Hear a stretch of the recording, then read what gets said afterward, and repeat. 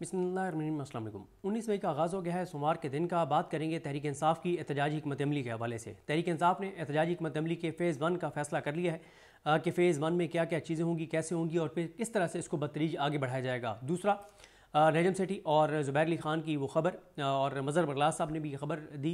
मज़हर बरगलास ने वैसे बहुत पहले इस पर ट्वीट कर दिया था। तो इन खबरों पर जो तहरीक इंसाफ के जिन लोगों से मेरी बात हुई वो इस पे क्या मौक़िफ़ रखते हैं, वो मौक़िफ़ भी आपके सामने रखूँगा। बड़ी तफसीली उनसे बात हुई। पहली चीज़ तो यह है कि तहरीक इंसाफ ने यह फ़ैसला किया है कि अब उनको एहतजाजी तहरीक की तरफ और एहतजाजी हिकमत अमली की तरफ जाना होगा। लेकिन इस बार तब्दीली ये की गई है कि इस बार शुरू कारकुनान से नहीं किया जाएगा, बल्कि शुरू किया जाएगा MNAs और MPs के साथ।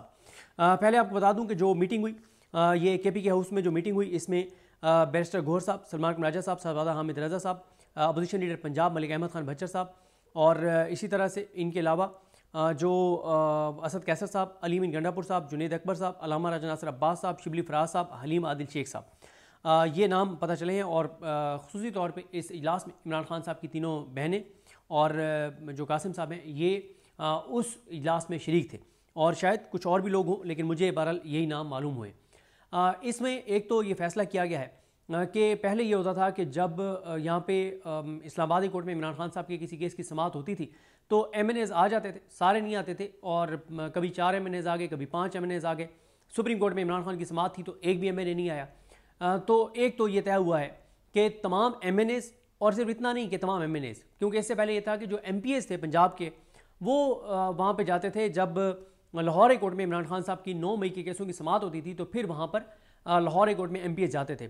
अब ये फैसला हुआ है कि इमरान खान साहब की इस्लामाबाद हाई कोर्ट में सज़ा मुअत्तली की जब समाअत होगी तो पंजाब के तमाम MPs, KPK के तमाम MPs और कौमी असम्बली से तमाम MNAs और तमाम सेनेटर्स, ये सब अरकान कौमी असम्बली, अरकान सूबाई असम्बली, अरकान सेनेट जो हैं, ये इमरान खान साहब की उस समाअत के मौके पर तमाम वहाँ पर पेश होंगे, वहाँ पर हाजिर होंगे, वहाँ पर मौजूद होंगे। और उसकी वजह यह है कि अब थोड़ा सा पहले जो है वो टीम को वार्म अप किया जा रहा है, जो MNAs हैं, MPs हैं, जो सेनेटर्स हैं वो, और फिर इस पर भी गौर हो रहा है कि जो टिकट होल्डर्स हैं, जो अगर कोई बहुत इंपॉर्टेंट कोई हेयरिंग है, कोई बहुत बड़ा इवेंट है, कोई बहुत बड़ी उस दिन समाअत है, तो टिकट होल्डर्स को भी बुलाया जाए। लेकिन फिल वक्त जो तय हुआ है वो MNAs, MPs और सेनेटर्स का हुआ है। इस्लामाबाद हाई कोर्ट में जब भी समाअत होगी तो तमाम MNAs, MPs जो इमरान खान के नाम पर वोट लेकर आए हैं वो उस समाअत में मौजूद होंगे। और उसकी दो वजूहात हैं।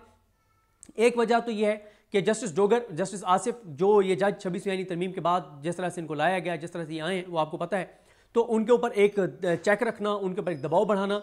और तहरीक इंसाफ के अंदर ये डिस्कशन है कि इसमें कोई शक नहीं है कि इन जजेस ने जिस तरह से फैसले कर रहे हैं वो पता ही है। लेकिन अब तहरीक इंसाफ ने फैसला किया है कि इन जजेस को एक तो इन पर दबाव बढ़ाएं, जब सामने 70-80 MNAs बैठे होंगे और 200-250 MPs बैठे होंगे तो फिर आसान नहीं है कि आप उस तरह से वारदातें डालें जिस तरह से वारदातें इस वक्त हमारी जुडिशरी में बैठे हुए जज डाल रहे हैं।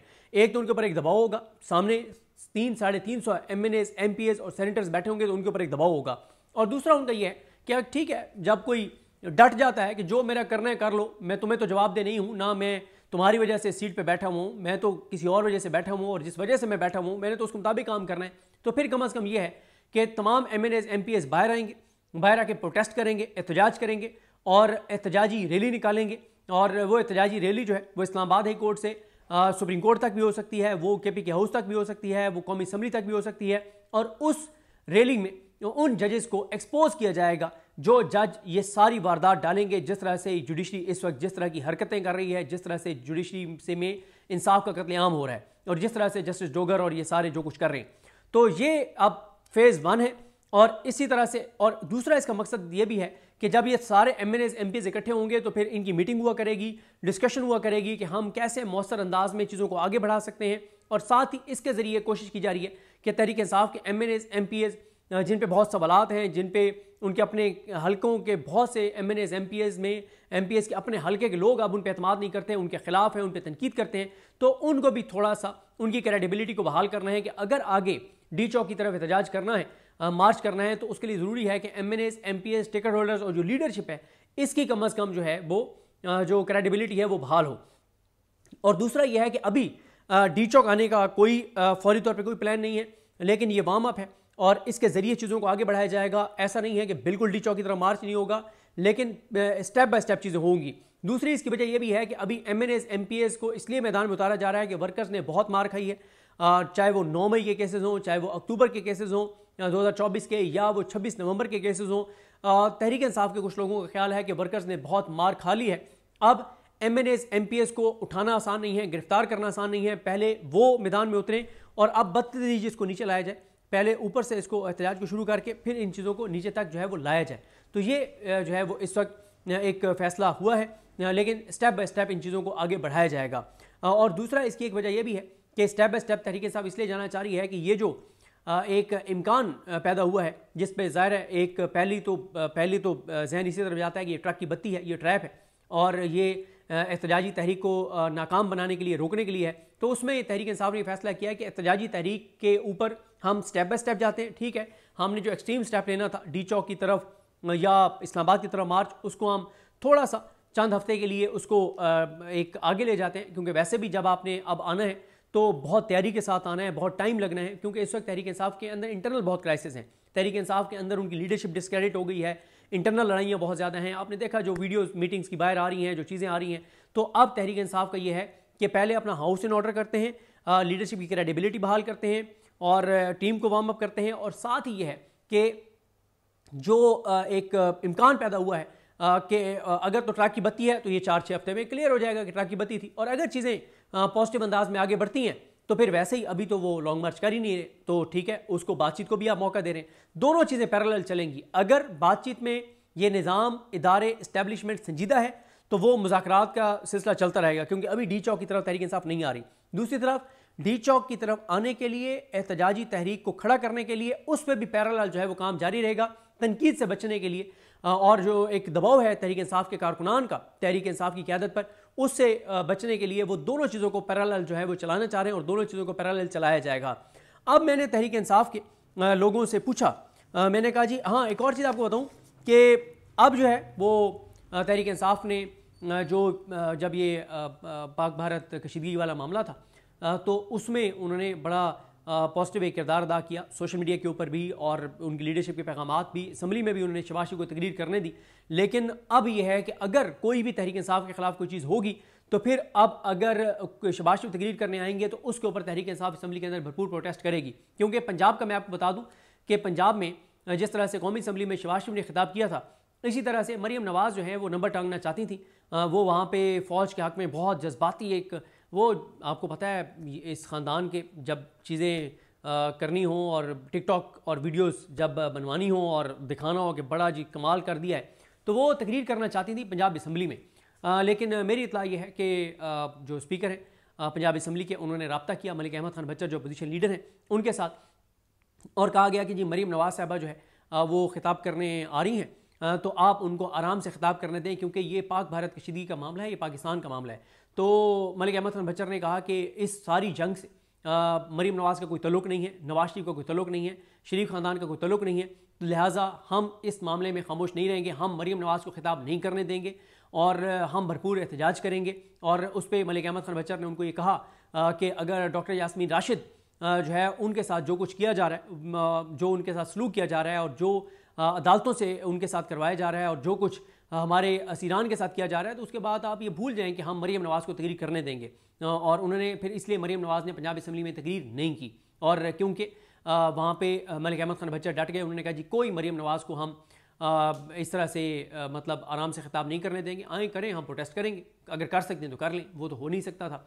और ये भी मैं आपको बता दूँ, यास्मीन राशिद साहबा के हवाले से आगे भी बात करेंगे कि एजाज़ चौधरी साहब ने कमरा अदालत से पैगाम भिजवाया, और एजाज़ चौधरी साहब देखें, ये होती है आला ज़रफ़ी, ये होता है बड़ापन, ये होता है मतलब कैसे इन लोगों ने वफा की नई तारीख जो है वो रकम की है। एजाज़ चौधरी साहब ने मीडिया के और डिजिटल मीडिया के लोगों को ये पैगाम भिजवाया है कमरा अदालत से कि हमारी बात ना करें, लेकिन डॉक्टर यास्मीन राशिद साहबा के लिए बहुत ज़्यादा आवाज़ उठाएं। डॉक्टर यास्मीन राशिद साहबा की तबीयत बहुत ख़राब है, वो स्टीराइड पर हैं और उनके साथ बड़ी ज़्यादती हो रही है। और एक मौके पे मैंने आपको बताया भी था कि शाह महमूद कुरैशी साहब, एजाज़ चौधरी साहब, उमर सरफराज चीमा साहब, मियां महमूद रशीद साहब, इन सब ने जज को कहा कि जज आई थिंक मंजर अली गिल था या जो भी था, उसको कहा कि हम सब अपनी ज़मानत की दरख्वास्तें विड्रॉ कर लेते हैं, हमें नहीं चाहिए ज़मानत, हम नहीं रिहा होना चाहते, लेकिन हम आपको रिक्वेस्ट करते हैं, आपकी मिन्नत करते हैं, आपका तरला करते हैं कि आप जो है वो डॉक्टर यास्मीन राशिद की बेल डिसाइड करें, इनको ज़मानत दें, ये बीमार है। लेकिन ज़ाहिर है मरीम नवाज़ आपको पता है कि वो और नवाज शरीफ बहुत खिलाफ हैं डॉक्टर यास्मीन राशिद साहिबा के, इसलिए डॉक्टर यास्मीन राशिद साहिबा के ऊपर जो सख्ती हैं वो कम होने का नाम नहीं ले रही। तो ये मतलब सूरत हाल है। अब आ जाए इस बात पर कि ये जो एक चीज़ चल रही है कि चीज़ें जो है वो यानी कुछ लोग कहते हैं कि ये एक संजीदा इस वक्त इस्टेब्लिशमेंट चाहती है कि ये जो इस्तेहकाम 10 मई को जो एक मुल्क मुतहद हुआ है तो ये यकजहती की फ़िज़ा कायम रहे। अक्सरियत लोग कहते हैं कि ये ट्रक की बत्ती है, ये ट्रैप है। तो पहले बात कर लेते हैं कि कुछ चीज़ें जो पॉजिटिव हुई हैं वो क्या हुई हैं और फिर नेगेटिव क्या चीज़ें हुई हैं। फ़ैसला आप कर सकते हैं कि पॉजिटिव चीज़ें जो हैं वो उनमें दमखम ज़्यादा है या नेगेटिव चीज़ों में दमखम है, और मैं आपको अपनी राय बता दूंगा कि मेरे नज़दीक कौन सी चीज़ें हैं जो डिसाइड करेंगी कि ये ट्रक की बत्ती है या ये एक संजीदा मामला है। देखें, ये मैं आपको बता देता हूं कि टॉक्स तो संजीदगी से की जा रही हैं, लेकिन टॉक्स संजीदगी से की जा रही हैं, क्या उनका जो रिजल्ट निकालना चाहती है एस्टेब्लिशमेंट वो भी संजीदा है, या टॉक्स तो संजीदा हैं लेकिन उसका जो मंजिल है वो एक ट्रैप है, वो एक धोखा है, वो एक फ्रॉड है। वो आने वाले दिनों में पता चल जाएगा। किन चीज़ों पे पता चलेगा वो चीज़ें मैं आपके सामने रख देता हूँ। देखें पॉजिटिव चीज़ें क्या हुई। सरार खान काकड़ रिहा होते हैं और उनको एक और केसेस में गिरफ्तार किया जा सकता था, गिरफ्तार नहीं किया गया, अच्छा हुआ। और फिर सरार खान काकड़ साहब ने, लेकिन जो उनके साथ जुल्म हुआ, जो उन कैदियों के साथ जुल्म हुआ ख़ासतौर पर जेल के अंदर, वो आप अगर यूट्यूब पे जाके देखें, आपने ट्विटर पे तो बहुत क्लिप्स देखे होंगे। हमने इंटरव्यू किया, मैं था, हारून रशीद साहब थे, रिजवान गलजई साहब थे, जुबैर अली खान साहब थे, हमने उनका इंटरव्यू किया है। जो है सलार खान काकड़, वो आप लाजमी सुने। आप यूट्यूब पे जाके लिखेंगे 3 का डेरा, TEEN, 3 का डेरा। 3 का डेरा एक प्रोग्राम है 3 के नाम से जो यूट्यूब चैनल है उसके ऊपर, और उसमें आप लाजमी सुने उसका। अगर आपने ट्विटर पे सुन लिया किसी के भी ट्विटर अकाउंट से तो वो ठीक है, अगर आपने नहीं सुना तो आप उसका पूरा, किसी ने ट्वीट भी किया हुआ था पूरा वो उनका इंटरव्यू, वो ज़रूर आप सुने, आपको पता चले कि क्या कुछ होता रहा है। लेकिन खैर सलार खान काकड़ जो है वो रिहा होते, दोबारा गिरफ्तार नहीं हुए, अच्छी बात है। आलिया हमजा साहबा गिरफ्तार हुई, और क्योंकि वो पंजाब में बहुत एक्टिविटीज़ कर रही थी और उस पर टाउट्स ने ट्वीट्स किए कि अब वो कई माह तक बाहर नहीं आएंगी, लेकिन वो रिहा हो गई, अच्छी बात है। उनकी गिरफ्तारी ही गलत थी। उसके बाद अलीमा खान साहबा का नाम 20 माह बाद ECL से निकल गया। निकाला किसने? खादिम सोमरो साहब ने, जो 26वीं आईनी तरमीम के तहत जस्टिस जाहिया खान ने उनको ट्रांसफ़र किया है। जरदारी, शहबाज शरीफ, जस्टिस जाहिया खान और जस्टिस आमिर फारूक और जस्टिस शफी सदीकी, इन सारों ने मिल के कंसेंट देकर और उनको ट्रांसफ़र किया। उनकी जानिब से ECL से नाम अलीमा खान साहबा का निकालना ये एक बड़ी डेवलपमेंट थी। लेकिन नेगेटिव में आता हूँ, जो उनको बाहर जाने से रोक दिया गया, वो नेगेटिव में आएगा। उसके बाद रऊफ़ हसन साहब का नाम तवील अरसे बाद, ये भी मेरे ख्याल को 1.5-2 साल बाद उनका नाम निकला है ECL से, और ये निकाला है जस्टिस इनाम अमीन मिन्हास ने। 26वीं आईनी तरमीम की के तहत वो आए हैं, तो ये भी बड़ी डेवलपमेंट है। अलीमा खान साहबा की 54 रोज़ बाद इमरान खान साहब से अडयाला में मुलाकात करवाई गई, बड़ी पेशरफ्त थी। अच्छा, जो जस्टिस अमीनुद्दीन खान है, जो बड़ी जल्दी में मखसूस नशस्तों का केस का फैसला करने के लिए, वो सोमवार तक, आज की तारीख तक 5-6 दिन के लिए डिले हुआ। वो किसी हद तक पॉजिटिव था, लेकिन आगे उस पर नेगेटिव में आते हैं। उसमें क्या नेगेटिव है? DGI SPR ने तहरीक इंसाफ के सोशल मीडिया को जो है वो साइबर वॉरियर्स का, ये इंपॉर्टेंट है, उन्होंने कहा कि सब मुतहद होकर उन्होंने पाकिस्तान को डिफेंड किया, ये पॉजिटिव था। उसके बाद इमरान खान साहब की सज़ा मुअत्तली की दरख्वास्त का लग जाना, ये पॉजिटिव था। और अब इस हफ्ते के लिए वो समाअत मुलतवी। ये भी हो सकता है कि इस हफ्ते क्या किया जाए, दोबारा वही काम किया जाए कि सेम डे जस्टिस सरफराज जोगर और सेम डे जस्टिस आलिया नीलम, सेम डे नहीं, आलिया नीलम ने तो नहीं लगाना, वहाँ तो वो शहबाज रिजवी ने लगाना है, ये सेम डे केस रखें ताकि सलमान सफदर साहब दोनों जगहों पे पेश ना हो सकें। क्योंकि ये पिछले 2 समातों पे हमने ये पैटर्न देखा है कि जो जस्टिस डोगर समात का दिन रखता है वही दिन उधर शहबाज रिजवी रखता है, ताकि सेम डे हो, ताकि एक जगह पे सलमान सफदर साहब पेश ना हो सकें। तो ये एक पैटर्न चल रहा है। पता नहीं इनकी कोऑर्डिनेशन कौन करवाता है, इन दोनों की, उधर शहबाज रिजवी की, उधर डोगर की, कि दोनों सेम डे रखो ताकि एक जगह सलमान सफदर पेश ना हो सके। उसके बाद और ये बता दूं कि इस हफ्ते जो है वो सलमान सफदर साहब ने कहा था, इन्होंने लतीफ़ खोसा साहब वगैरह ने कहा था कि बुध के दिन रख दें। अब वो बुध के दिन रखते हैं नहीं रखते, अभी तक तो कॉज लिस्ट नहीं आई, लेकिन जिस दिन अब समाअत होगी इस्लामाबाद हाई कोर्ट में अलकादिर केस की, उस दिन तमाम MNAs PTI के, तमाम MPs पंजाब के KPK के सारे और सेनेटर्स MNAs जो हैं वो मौजूद होंगे। उसके बाद ये भी एक पॉजिटिव हुआ कि पाकिस्तान जिंदाबाद की रैली निकालने पर जिन लोगों को गिरफ्तार किया गया था उनको 24 घंटों में छोड़ दिया गया। फिर नजम सेठी ने जो कहा था कि सानिया निश्तर साहबा के रिज़ाइन के बाद जो ये हो गई थी, सेनेट की सीट खाली थी, उस पर इलेक्शन नहीं करवा रहा था इलेक्शन कमीशन, अब उनको ग्रीन सिग्नल दिया गया है, ये पॉजिटिव था। राना सनौल्ला और अता ताड़ का ये इतराफ़ करना कि तहरीक इंसाफ बिल्कुल इस मामले में पाकिस्तान के साथ खड़ी रही, इंपॉर्टेंट था। फिर इसी तरह से टाउट्स जो हैं उनकी जानिब से अब पीटीआई को उस तरह से टारगेट ना किए जाना, उनके ट्विटर अकाउंट पे उस तरह से आग ना बरसना और नफरत की आग ना बरसाना, उनका ये इंपॉर्टेंट है। इसका मतलब है कहीं ना कहीं से तो उनको रोका गया है। फिर ऐसे डिजिटल मीडिया सेटअप्स जो सबको पता है कि कहाँ से चल रहे हैं, उनके ट्विटर अकाउंट्स और यूट्यूब चैनल्स पे तहरीक इंसाफ के खिलाफ व्लॉग्स उस शिद्दत से ना आना। पहले अगर 20 व्लॉग्स होते थे तो 20 में से 18 पीटीआई के खिलाफ होते थे, अब 18 इंडिया के खिलाफ हैं, 2 पीटीआई के खिलाफ हैं। तो ये छोटी नहीं, ये बड़ी पेशरफ्त है। उसके बाद जो है वो ट्विटर का खुला रहना, ये बड़ी पेशरफ्त है। खुल जाना और फिर खुला रहना बड़ा इंपॉर्टेंट है। 9 मई का जो फैसला था एक जज ने गुजरांवाला में, और बड़ा घटिया फैसला दिया, उस फैसले की अपील नहीं लग रही थी। वो अपील अब वो भी शहबाज रिजवी के पास लगा दी गई है। दोबारा उस अपील का लग जाना इसी हफ्ते लग गई है, वो इंपॉर्टेंट है। तो फिर इसी तरह से शाह महमूद कुरैशी साहब को हॉस्पिटल में शिफ्ट किया जाना, उनको पहले इलाज की उस तरह सहूलत नहीं दी जा रही थी, उनका शिफ्ट होना पॉजिटिव है। एजाज चौधरी साहब हॉस्पिटलाइज हैं ऑलरेडी, उमर सरफराज चीमा साहब भी हॉस्पिटलाइज हैं। डॉक्टर यास्मीन राशिद साहबा का मैं आपको बता चुका हूँ कि एजाज चौधरी साहब का पैगाम आया है मीडिया के लिए, डिजिटल मीडिया के लिए, कि उनके लिए आवाज़ उठाएं। उनका अल्लाह करे कि वो उनको अगर ज़मानत नहीं भी अभी देनी, जो कि उनको मिलनी चाहिए, आज उनके केसेस लगे हुए हैं 19 मई को, नहीं भी होती तो कम से कम उनको हॉस्पिटल शिफ्ट कर दिया जाए ताकि उनका प्रॉपर जो है वो इलाज हो सके। और ये है सारी चीज़ें। अब आ जाएँ कि, और ये भी आपको बता दूं कि लास्ट हेयरिंग पे कोट लखपत जेल में, या सेकंड लास्ट हेयरिंग पे, डॉक्टर यास्मीन राशिद साहिबा ने जज को कहा कि तुमने अल्लाह को जान नहीं देनी, तुमने मरना नहीं है, तुम्हें कब्र में तुमने जो है वो नवाज शरीफ ने तुम्हारा हिसाब लेना है या अल्लाह को तुमने हिसाब देना है, ये क्यों नाइंसाफ़ी जो है वो तुम कर रहे हो। तो ये वहाँ से किसी ने मुझे रिपोर्ट किया है कि इस तरह की गुफ्तगू जो है वो बड़ी जज्बाती और बड़ी सख्त जो है वो यास्मीन राशिद साहिबा ने की है। अब आ जाएँ, ये तो थी जो पॉजिटिव चीज़ें हुई। अब आ जाते हैं नेगेटिव चीज़ें क्या हुई। नेगेटिव चीज़ें ये हुई कि एक तो अलीमा खान साहबा को ATC का जज जो है अमजद शाह जो है, ये इस्लामाबाद से निकल के जो पहला ATC का जज है वो अमजद शाह है। और अमजद शाह जस्टिस याहिया खान के फैसलों पर कितना अमल दरामद कर रहा है, वो मैं उनसे पूछूंगा फैसल मलिक साहब से टाइमलाइन, कि ये किस तारीख को जस्टिस याहिया खान का ये फैसला आया कि 4 महीनों के अंदर अंदर 120 दिन के अंदर अंदर जो है वो आप 9 मई के केसों का फैसला करें।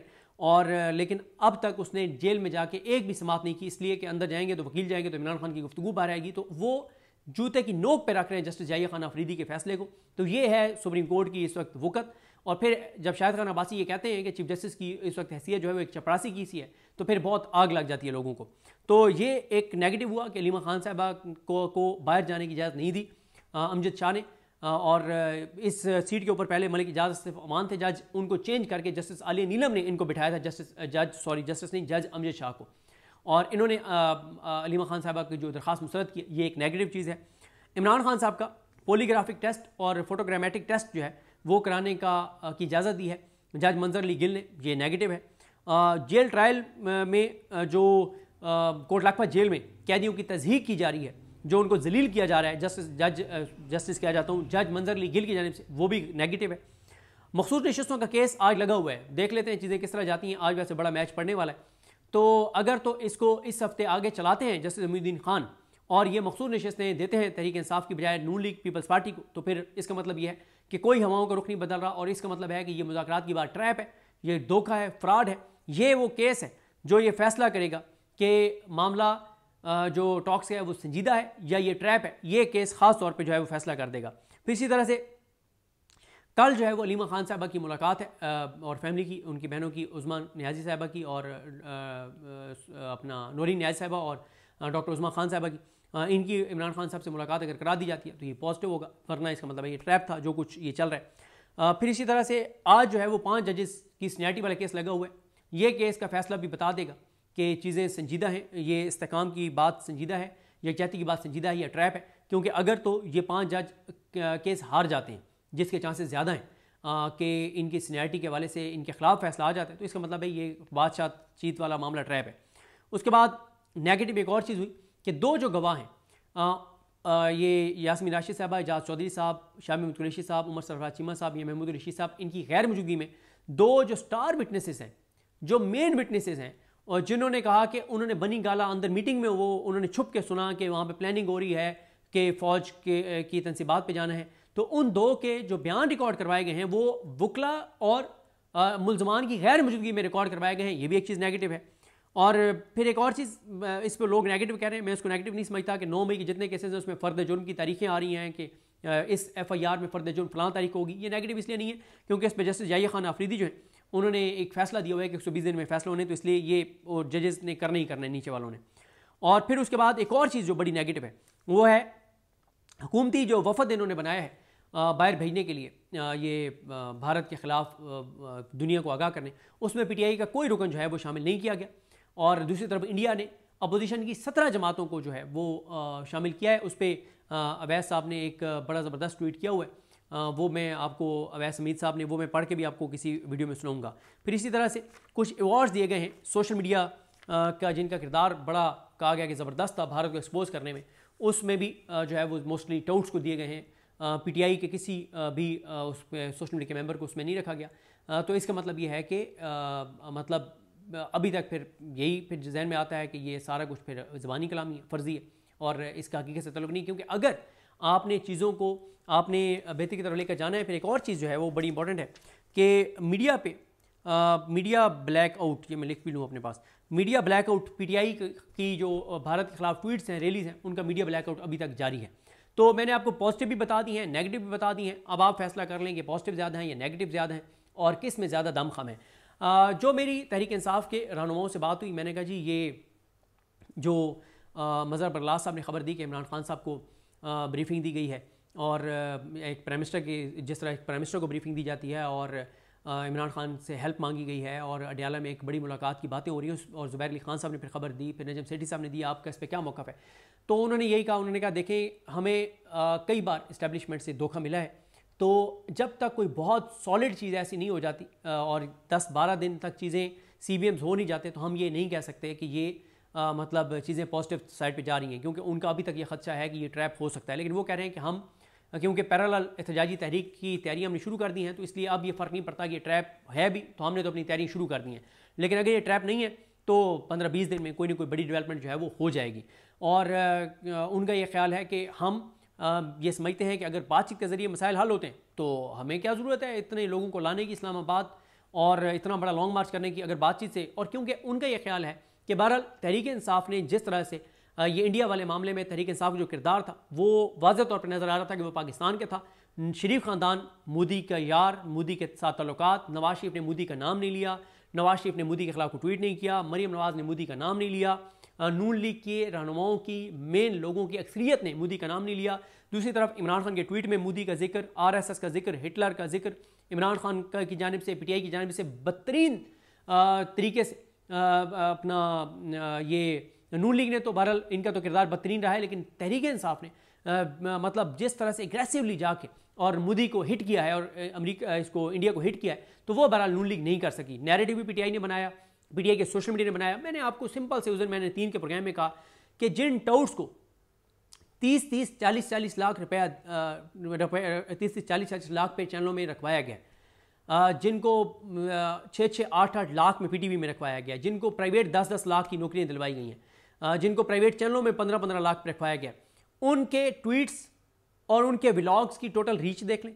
और सिर्फ आप अरसलान बलोच और अहमद बोबक और अहमद खोखर और शम्स हो गया और इस तरह से और जो ज़ीशान और इस तरह से बहुत से नाम हैं, इनके अगर आप ट्वीट्स की रीच देख लें, ट्विटर की रीच देख लें, तो आपको अंदाज़ा हो जाएगा कि नैरेटिव किसने बनाया है, या ये बना भी सकते हैं, नहीं बना सकते, नहीं बना सकते, क्योंकि रीच जब पेनिट्रेशन, जब अवाम में पजीराई, जब अवाम में साख, जब अवाम में जड़ें तहरीक इंसाफ और तहरीक इंसाफ की सोशल मीडिया की हैं, तो फिर नून लीग तो कहीं एग्जिस्ट ही नहीं करती।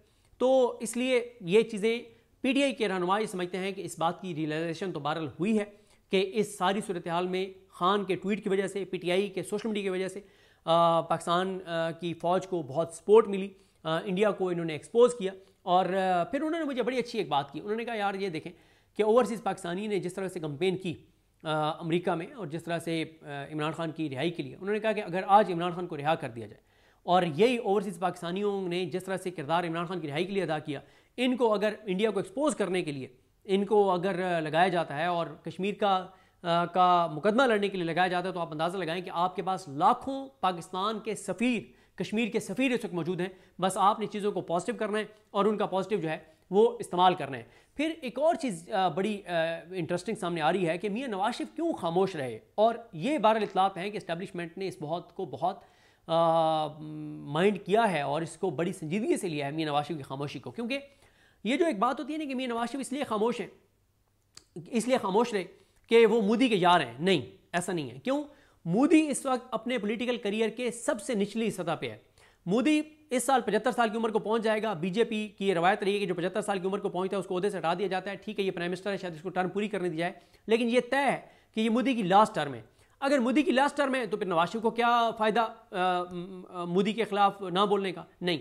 नवाज शरीफ की जो इतलात आ रही हैं कि वो इसलिए नवाज शरीफ खामोश रहे कि नवाज शरीफ बहुत नाराज़ हैं इस्टेब्लिशमेंट से, बावजूद इसके कि 17 सीटर उनकी पार्टी थी, उसको वज़ीर-ए-आज़म बना दिया गया। उनकी बेटी अपनी सीट हार गई थी महज शराफत से, उसको वज़ीर-ए-आला बना दिया गया। उसके बावजूद नवाज शरीफ नाराज़ हैं कि मुझे वज़ीर-ए-आज़म क्यों नहीं बनाया, और नवाज शरीफ रुस के बैठ गए। जैसे शादियों में कुछ रिश्तेदार होते हैं ना, वो हर गमी खुशी पे रुस जाते हैं। मतलब अच्छा, समझ आती है कि कोई शादी है उस पर कोई रिश्तेदार नाराज़ हो जाए, समझ आती है, ठीक है, ये चलता रहता है फैमिलीज़ में, बहुत जगहों पर होता है। लेकिन कभी आपने ये देखा है कि किसी के घर में डेथ हो जाए और उनके ऊपर मुश्किल आ जाए और एक तकलीफ आ जाए और एक इतना कड़ा वक्त आ जाए और फिर भी कोई रिश्तेदार नाराज़ होकर बैठा हो कि जी मैं तो नहीं जा रहा जनाजे में, मैं तो नहीं जा रहा इस गम में, इस मुश्किल में उनका साथ देने के लिए? भाई ठीक है, नवाज शरीफ बाकी दिनों में ठीक है ना चीज़ें करें, लेकिन एक ऐसे वक्त में जब पाकिस्तान जीत गया था, चले उस वक्त तो ठीक है नवाज शरीफ ट्वीट ना करते, वो एक खुशी का लम्हा था, उसको सेलिब्रेट ना करते, ठीक है, मोदी को ना टारगेट करते। लेकिन जब मोदी ने हमला कर दिया पाकिस्तान में, जब हमारे जनाजे यहां पे पड़े हुए थे, हमारे सिविलियंस को शहीद कर दिया गया, हमारे बच्चों को शहीद कर दिया गया, मसाजिद को शहीद कर दिया गया, कुरान मजीद शहीद हो गए, उसमें भी मियां नवाज शरीफ नहीं बोला, उसमें भी उसने मोदी को कुछ नहीं कहा। तो इस चीज़ को इतलात है कि बहुत सीरियस लिया गया है। और फिर शायद खटक साहब ने जो इंकशाफ किया है कि मियां नवाज शरीफ ने कोई गुफ्तगू की है, जो ऑडियो जो है वो एजेंसी तक पहुँच गई है, और क्योंकि मियां नवाज शरीफ साहब की आदत तो है, वो बाज तो नहीं आ सकते, और मियां साहब शायद ये समझते रहे हैं कि हमारे मुखालफिन के ही बेडरूम्स में और वॉशरूम्स में कैमरे लगे हुए हैं और हम क्योंकि इस वक्त इस्टेब्लिशमेंट के साथ हैं तो यहाँ पे कोई बगिंग डिवाइसेस या कोई चीज़ नहीं होगी। तो हो सकता है मियां साहब के अपने इर्द गिर्द के लोग भी मियां साहब के खिलाफ हैं कि मियां साहब जिस तरह की बातें करते हैं ये हमारे इक़्तिदार को जो है वो कहीं पहुँचाएंगे। तो वो क्या करते हैं कि पहले भी एक इस तरह की खबर आई थी कि नून लीग की एक खातून अहम रहनुमा जो है वो ऑडियो रिकॉर्ड करती थी और वो एजेंसीज को भेजती थी, और वो क्या करती थी कि एयरपॉड्स को कनेक्ट करती थी अपने आईफोन के साथ, और वो आईपॉड्स को अंदर ले आती थी, आईफोन को बाहर रखाती थी, और कॉल मिली हुई होती थी, और वो आईपॉड्स ला के और वो अपने पास रख लेती थी, और उनके ज़रिए वो सारी मीटिंग की सारी चीज़ें जो हैं वो इंटेलिजेंस एजेंसी तक जाती रहती थी। इस तरह की भी एक खातून के बारे में इल्ज़ाम लगा था। तो ये बहरहाल मामला जो है, तो कुछ लोग समझते हैं कि इसको इस्टेब्लिशमेंट बहुत संजीदा ले रही है नवाज शरीफ की खामोशी को, और इसकी शरीफ ख़ानदान को जो है वो जो एक सियासी कीमत है वो अदा करनी पड़ेगी। और एक बात और ये कही जा रही है कि पहले कि इमरान खान साहब पर इल्ज़ाम ये लगता था कि इमरान खान ने फ़ौज और आवाम के दरमियान फासले पैदा कर दिए हैं, लेकिन अब इमरान खान के ट्वीट से पूरे पाकिस्तानी कौम फ़ौज के पीछे खड़ी थी इंडिया के मामले में। तो अगर एक लम्हे के लिए इस्टेब्लिशमेंट की ये बात मान भी ली जाए कि इमरान खान ने फासले पैदा कर दिए थे, तो वो तो फासले इमरान खान ने ख़त्म कर दिए। फिर इमरान खान की एक साबित हो गया कि इमरान खान का जो ट्वीट था, 72,000 उर्दू और इंग्लिश के ट्वीट के रीट्वीट्स हैं इमरान खान साहब के, और मोदी के जो रीट्वीट्स हैं वो 52,000 हैं। तो यहाँ पे भी आप देख लें। फिर मैंने आपको बताया ना जिस तरह से सोशल मीडिया के ऊपर भारत को एक्सपोज किया, मोदी को एक्सपोज किया, वो पीटीआई के सोशल मीडिया था, जो मीम्स बनाई वो पीटीआई के सोशल मीडिया था। फिर आखिरी जो पॉइंट है उसमें कुछ लोगों का ये ख्याल है कि इस्टेब्लिशमेंट पहले इमरान खान के साथ इसलिए कोई बात नहीं करती थी क्योंकि उस वक्त इमरान खान बुलंदियों शोहरत की बुलंदियों पर थे और इस्टेब्लिशमेंट बहुत अनपॉपुलर थी। अब इंडिया के साथ जो कुछ हुआ है और जिस तरह से हमारी फ़ौज लड़ी है और जिस तरह से हमने कामयाबी हासिल किया है, तो फ़ौज की पॉपुलैरिटी भी बहुत ऊपर है। तो ठीक है, वो जो इल्ज़ाम था कि इमरान खान ने फासले पैदा कर दिए, वो फासले भी ख़त्म हो गए हैं। और दूसरा ये है कि जो इमरान खान जो साथ ही फ़ौज भी अब वो नहीं है कि पहले ये होता था कि इससे ये तासुर जाएगा कि हम बहुत अनपॉपुलर थे इसलिए हमने इमरान खान से जाके और बातचीत कर लिया है, उसको एक्सेप्ट कर लिया है उसकी बातों को। और बाकी आखिरी बात इसमें यह है कि इमरान खान ने डील शील कोई नहीं करनी, उसने मुश्किल वक्त गुजार लिया है और इमरान खान का वोट इंटैक्ट है। वोट उसका 40 से 45 लाख वोटर हर साल इजाफा होता है और 18 साल की उम्र को जो लड़की या लड़का पहुंच रहा है वो आपको पता है वो किसका वोटर है। इमरान खान का वोट बैंक हर आने वाले दिन के साथ बढ़ रहा है, इमरान खान की मोहब्बत हर आने वाले दिन के साथ बढ़ रही है। नून लीग की नफरत हर आने वाले दिन के साथ बढ़ रही है, इनको लोग एक्सेप्ट नहीं कर रहे। जब इमरान खान का वोट इंटैक्ट है, जब उसकी पॉपुलैरिटी इंटैक्ट है, जब उसकी पॉपुलैरिटी बढ़ती जा रही है और नून लीग मजीद अनपॉपुलर हो रही है और नून लीग डिलीवर भी नहीं कर सकी, नून लीग नैरेटिव भी नहीं बना सकी, इंडिया वाले मामले में भी कुछ नहीं कर सकी, नवाज शरीफ नहीं बोला, तो फिर इस्टेब्लिशमेंट को मेरा ख्याल है कि इस हकीकत को तस्लीम कर लेना चाहिए कि पाकिस्तान के लोग उन्होंने वोट इमरान खान को दिया और पाकिस्तान के लोगों की हकीकी तर्जमानी इमरान खान कर सकता है, पाकिस्तान की हकीकी नुमाइंदगी इमरान खान कर सकता है और इमरान खान जो बात करेगा वही पाकिस्तान के लोग सुनेंगे। तो अगर इस्टेब्लिशमेंट इस बात को एक्सेप्ट कर ले तो बिल्कुल चीज़ें आगे बढ़ सकती हैं। और करना क्या है, सिंपल करना है कि आपको फ्रेश इलेक्शन में जाना है और साफ शफाफ इलेक्शन करवाने हैं और मैंडेट अवाम जिसको देती है उसको आप इक़्तिदार में आने दें। ये सिंपल सा फार्मूला है, कोई लंबी चौड़ी चीज़ है नहीं। बाकी जो चीज़ें हैं वो ज़ाहिर है जो भी इमरान खान है वो ऑलरेडी कह चुके हैं कि मैं अपने साथ होने वाली जो ज़्यादतियाँ हैं उनको मैं जो है वो माफ़ करता हूँ, लेकिन मैं कानून की हुक्मरानी चाहता हूँ, आइन की हुक्मरानी चाहता हूँ, अदलिया की आज़ादी चाहता हूँ और पाकिस्तान के अंदर रूल ऑफ लॉ चाहता हूँ। तो इन चीज़ों पे इमरान खान से बात की जा सकती है। इमरान खान इन चीज़ों पे बात करें वो मान जाएगा, बाकी अगर कोई समझता है वो डील कर लेगा, डील वो बिल्कुल नहीं करेगा। उसकी वजह यह है कि मुश्किल तरीन वक्त उसने गुजार लिया जब उसके 10 से 12 हज़ार कारकुन जेलों में थे, जब उसकी पार्टी को तोड़ दिया गया, जब उसके दर्जनों जो अहम लोग थे उनको उनसे प्रेस कॉन्फ्रेंसेस करवा दी गई, उनके ऊपर केसेस चल रहे थे, उनको आइसोलेट कर दिया गया, उनकी बहनों को गिरफ्तार कर लिया गया, उनका भांजा वो खैर अभी भी पाबंद सलासल है। जब इमरान खान को धमकी दी जा रही थी कि आपको मिलिट्री कोर्ट में ले जाएंगे, अगर उन चीज़ों से इमरान खान निकल आए तो अब तो फिर वो चीज़ें उस तरह से वो जुल्म जबर बर्बरियत उस तरह से नहीं हो सकती। तो बहरहाल PTI के अहम रहनुमा ये समझते हैं कि अगले 15-20 दिन में पता चल जाएगा। अगर संजीदा है मामला तो टॉक्स आगे बढ़ जाएंगी, नहीं तो हमारी जो उस वक्त तक जो हमारी एहतजाज की हिकमत अमली की तैयारी हैं वो भी काफ़ी आगे बढ़ चुकी होंगी। तो अगर टॉक्स के ज़रिए चीज़ें हल हो जाएंगी तो वेल एंड गुड, नहीं होंगी तो फिर हमारे पास एहतजाज और मुज़ामत का रास्ता तो मौजूद ही है। तो देखते हैं जी चीज़ें कैसे आगे बढ़ती हैं। मुझे अपनी दुआ में याद रखें। अल्लाह करीम हम सबका हामी नासर। अल्लाह हाफ़िज़।